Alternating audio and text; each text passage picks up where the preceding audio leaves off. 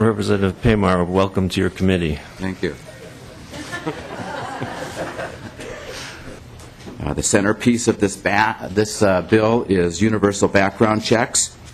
What this bill does is it expands background checks. With that, members, I want to briefly go through the bill with us.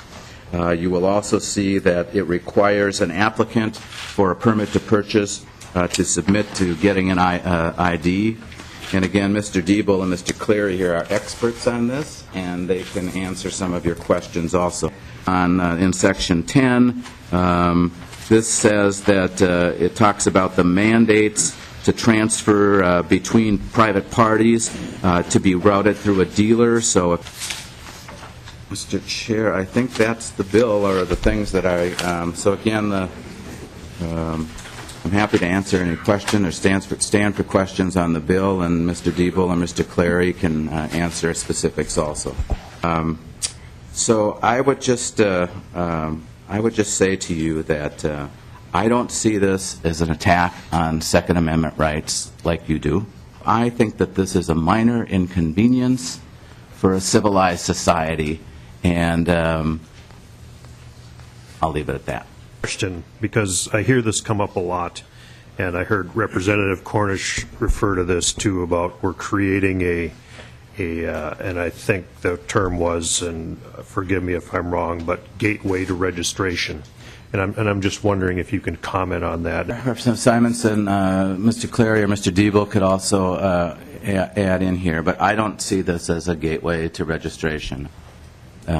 Mr. Diebel or Mr. Clary, do you want to add to that? But I think it would be helpful, Representative Paymar and Representative Simonson, to draw a distinction between two types of background checks. One, indeed, is tantamount to registration, though you could argue the semantics of that.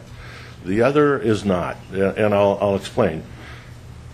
Most of the time when we talk about background checks, and I believe in House File 237, the unamended version, requires that two private parties, that the two of you would have to go to a federally licensed dealer, and at that time you would essentially transfer that firearm to the dealer, or being the buyer, would have to fill out Form 4473, the FBI's form, with all the personal information, and he would put that paper copy of the application in his records by law. He must keep that, and he must also go to his logbook and log it in. But he must keep it for 20 years. Now this system hasn't been in effect for 20 years, so it's conceivable Congress would extend that and make it lifetime or permanent, just absolutely permanent. Thus, if that firearm that you have sold him, well, thus first of all, I would submit that that's a form of registration. It's not in the government's hand, and the FBI, for the most part, is prohibited by law from keeping that information on record. And they've been caught violating that law somewhat under a past Attorney General and keeping some of those records not lawfully.